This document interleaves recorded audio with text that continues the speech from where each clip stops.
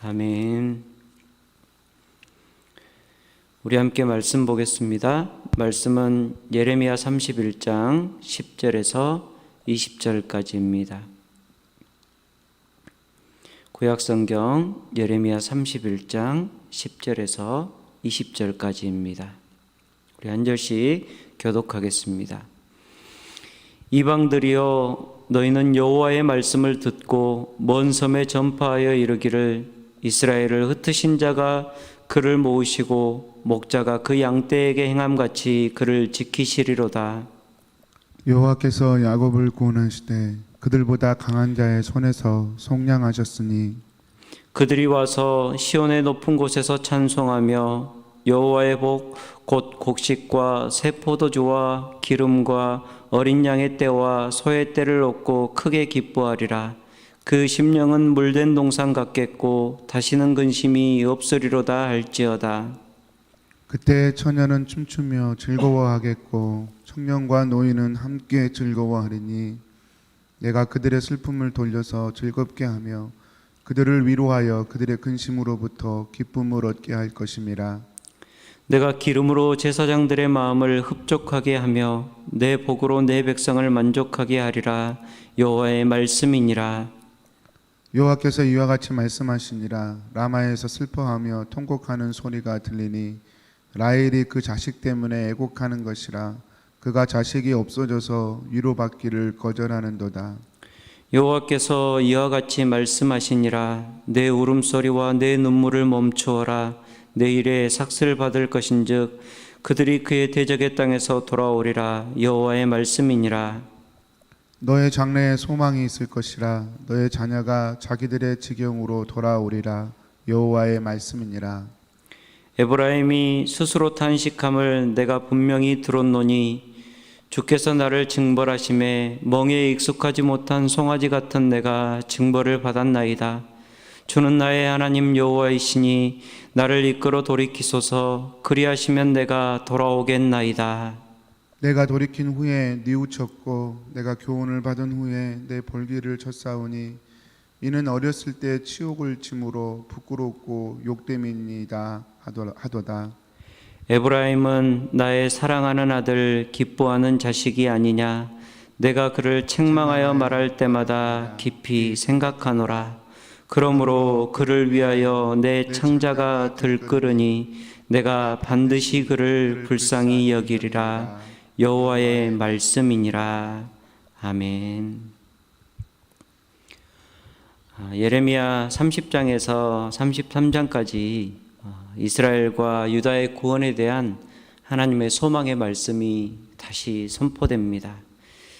어제부터 이어지는 31장 말씀에는 하나님께서 여러 나라 가운데 흩어버렸던 이스라엘 백성들을 다시 돌아오게 하실 것이라고 말씀하고 있습니다. 오늘 말씀 10절을 보면 이스라엘을 흩으신 자가 그를 모으시고 목자가 양떼에게 행함같이 그를 지키시리로다 라고 말씀합니다. 말씀을 통해서 우리는 다시 하나님의 주권, 전적인 하나님의 통치에 대해서 생각할 수 있어야 합니다. 여러분, 흩으신 자도 하나님이시고 다시 모으시는 자도 하나님이신 것입니다. 그리고 다시 모아진 그들을 지켜주실 수 있는 이도 오직 하나님뿐입니다. 하나님께서는 우리의 삶 속에서 다양한 방법으로 우리의 삶을 빚어가시는 주권자가 되십니다. 때로는 흩어버림을 통해서, 때로는 다시 모아주시고 지켜주시는 은혜를 통해서 우리의 주권자가 오직 하나님이심을 알게 하시는 것입니다. 그래서 10절을 히브리어 원어로 보면 모으다라는, 그리고 지키다라는 이러한 동사보다 주어가 되는 이스라엘을 흩으신 자를 더 앞세워서 강조하는 것을 볼 수 있습니다. 여러분, 우리의 소망이 무엇입니까? 흩어진 우리가 다시 모이게 되는 것이, 그래서 강성하게 되는 것이 우리의 소망입니까? 아니면 보호받는 것입니까? 아니면 11절 이후에 축복의 말씀처럼 강한 자의 손에서 노임을 받게 되고 곡식과 새 포도주와 기름과 양떼와 소떼를 얻는 것이 우리의 소망입니까?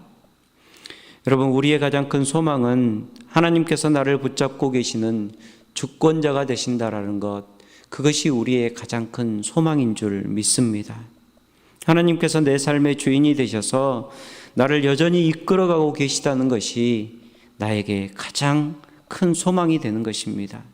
우리가 여전히 하나님의 손에만 붙잡혀 있으면 흩어버림을 당하는 고통을 당할지라도 하나님께서 그것이 우리를 빚어가시는 과정의 복임을 알고 있습니다.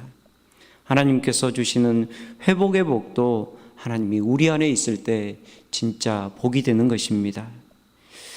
시편 73편은 아삽이 쓴 시입니다. 근데 이 시편 73편을 보면 아삽은 자기가 악인의 형통함과 오만한 자를 질투하여서 하마터면 넘어질 뻔하였다라고 고백하고 있습니다. 여러분, 세상에 악하다 하는 사람들이 사는 모습을 보십시오. 그들은 아삽의 고백처럼 죽을 때도 고통 없이 평안히 죽는 것만 같습니다. 세상에 살 때 그 힘도 강건하고 사람들이 당하는 재난과 고통도 그들에게는 없습니다. 그들은 악인인데도 모든 것이 형통하게 보입니다. 만일 하나님께서 우리를 다스리심이 우리의 가장 큰 소망이 되지 못한다면 우리 역시 아삽의 마음처럼 이러한 악인의 형통 앞에서 우리의 믿음이 흔들릴 수 있다라는 것입니다. 내 삶과 환경의 변화, 그리고 내가 살아가는 외형의 나아짐이 결코 우리의 소망이 될 수 없다는 것입니다. 시편 73편 20절을 보면 아삽은 이렇게 고백합니다. 주여, 사람이 깬 후에는 꿈을 무시함 같이 주께서 깨신 후에는 그들의 형상을 멸시하시리이다 라고 말씀합니다. 하나님 없는 세상의 형통은 깨어버리고 나면 아무 쓸모가 없는 부질없는 꿈과 같은 것입니다. 시편 73편 28절을 보면 아삽은 하나님 자체가 우리에게 가장 큰 복임을 깨닫고 하나님이 나의 삶의 주인 되심이 가장 큰 은혜임을 깨닫고 난 후에 하나님께 가까이함이 내게 복이라, 내가 주 여호와를 나의 피난처로 삼아 주의 모든 행적을 전파하리이다 라고 고백합니다. 여러분, 진정한 복은 오늘 또 하나님께 붙어 있는 것입니다. 하나님을 주권자로 모시고 내 삶을 여전히 하나님의 손에 맡길 수 있는 것이 오늘도 우리가 붙들 수 있는 유일한 진짜 복인 것입니다. 인생의 노력이 아닌 하나님의 전적인 다스림 가운데서 오는 삶의 변화가 진정한 변화가 되는 것입니다. 하나님께서는 이것을 깨닫게 하기 위해서 이스라엘을 징계하시고 유다를 징계하시는 것입니다. 그러나 이스라엘과 유다는 진짜 붙들어야 될 하나님은 버리고 하나님 없이는 아무런 의미 없는 당장 그들의 손에 쥐어진 눈에 보이는 외형의 삶만 붙드는 것을 볼 수 있습니다. 여러분, 우리의 소망이 오늘 어디에 있습니까? 다시 하나님께만 우리의 소망을 두는 우리가 되기를 축복합니다. 보이지 않는 하나님께 소망을 둔다는 것은 하나님의 말씀에 소망을 두는 것을 의미합니다. 말씀은 그 사람의 인격이며 때로는 그 사람 자체를 의미합니다. 우리가 사극을 보다 보면 어떤 사람이 어명이요 하고 외치면 사람들이 어떻게 합니까? 그 어명이요 외치는 사람 앞에 납작 엎드립니다. 그것은 사람들이 그 사람을 통해 선포되는 왕의 말씀을 지금 왕이 내 앞에서 이야기하는 것으로 여기기 때문에 그렇습니다. 하나님의 말씀도 그렇습니다. 단순한 말이 아니라 말씀은 하나님 자체를 대신해 주는 것입니다. 15절을 보면 라마에서 슬퍼하며 통곡하는 소리가 들리니 라헬이 그 자식 때문에 애곡하는 것이라, 그가 자식이 없어져서 위로받기를 거절하는도다 라는 말씀이 나옵니다. 라헬은 요셉의 어머니입니다. 요셉과 베냐민의 어머니이죠. 그래서 라헬은 에브라임과 므낫세의 어머니가 되는 것입니다. 그래서 라헬은 북왕국 이스라엘의 어머니를 대변하는 사람이 바로 라헬인 것입니다. 그런 라헬이 통곡한다고 하는데 이 통곡이라는 단어는 쓰라린 울음, 우리가 상이 났을 때 상가에서 부르는 조가를 의미하고 있습니다. 이 말씀은 먼저는 북이스라엘의 멸망에 대한 안타까운 심정의 표현이 되는 것입니다. 오래전에 세상을 떠나버린 그들의 시주할머니 라헬조차도 무덤 속에서 하나님께 불순종하다가 비극적인 결말을 맞이한 이 후손들 때문에 애달프게 통곡한다라는 그러한 비유의 표현인 것입니다. 우리는 라헬이 위로받기를 거절하였다고 하는데 이 라헬의 슬픔이, 라헬의 아픔이 얼마나 큰지 아무도 위로할 수 없다라는 것을 의미합니다. 오늘 말씀에 라마에서 라헬의 울음소리가 들린다고 했는데 이 라마는 베냐민 땅에 있는 라헬의 묘지가 있는 곳으로 추측되기도 합니다. 그러나 또한 라마는 유다 사람들이 바벨론으로 포로로 잡혀갈 때 거기에서 모여서 출발했던 집결지이기도 합니다. 이 유다 사람들이 방방곡곡에서 포로로 잡혀갈 사람들을 전부 모아서 이 바벨론으로 데려가는 데가 바로 라마이기도 했습니다. 예레미야 선지자는 이 라마에서 하나님의 약속대로 포로로 잡혔다가 풀려나서 다시 유다 땅으로 돌아가게 됩니다.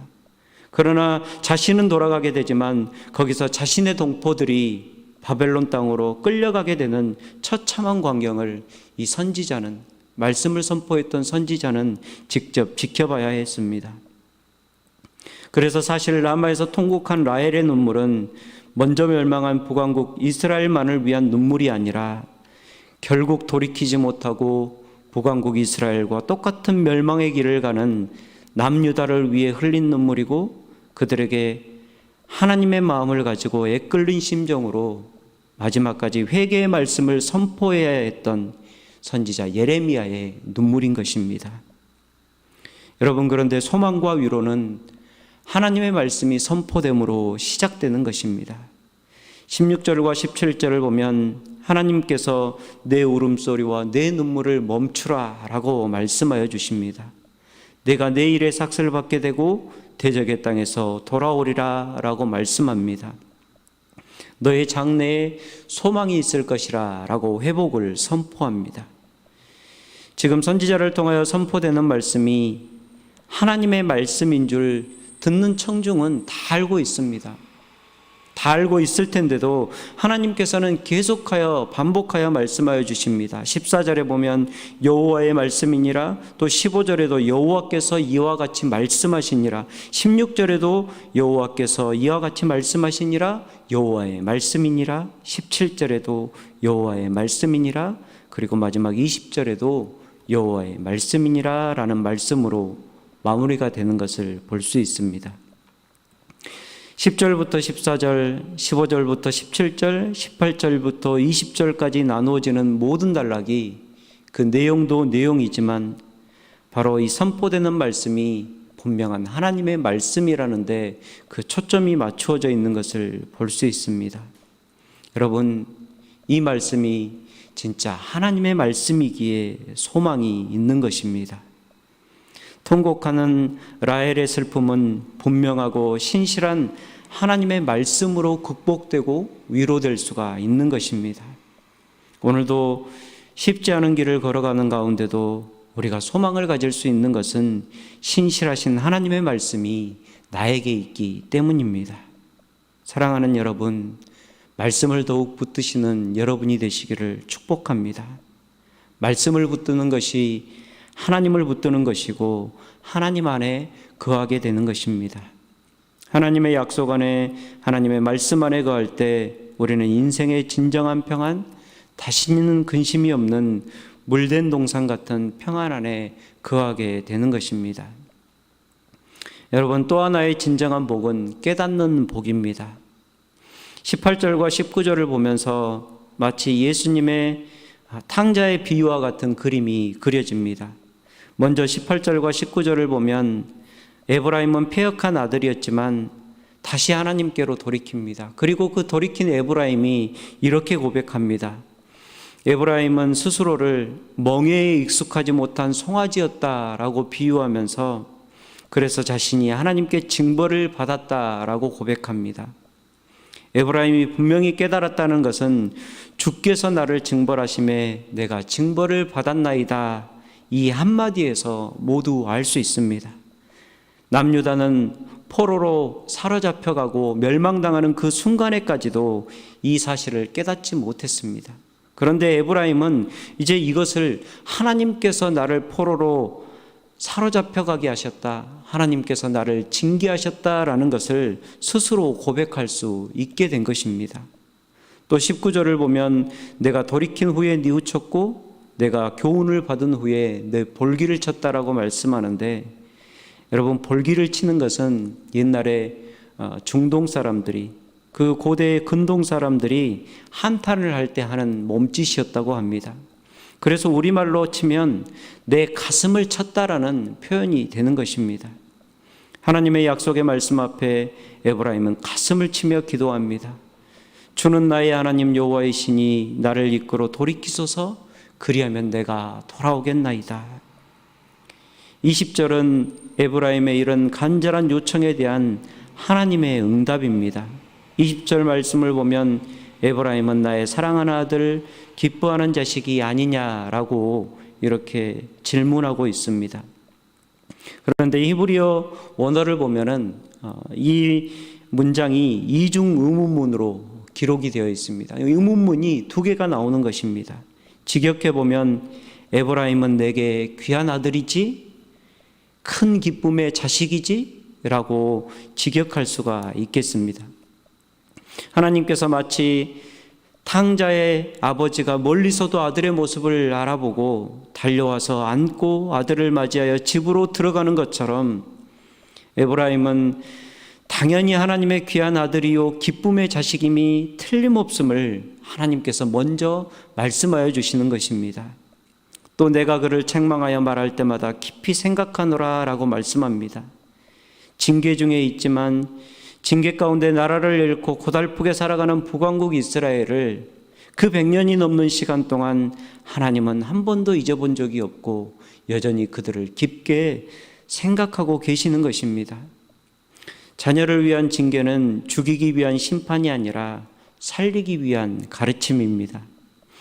그래서 우리는 유다와 이스라엘을 향한 심판의 말씀을 대할 때 아버지와 자녀의 관계 속에서 심판의 말씀을 바라볼 때 우리가 이 말씀을 바르게 이해할 수가 있는 것입니다.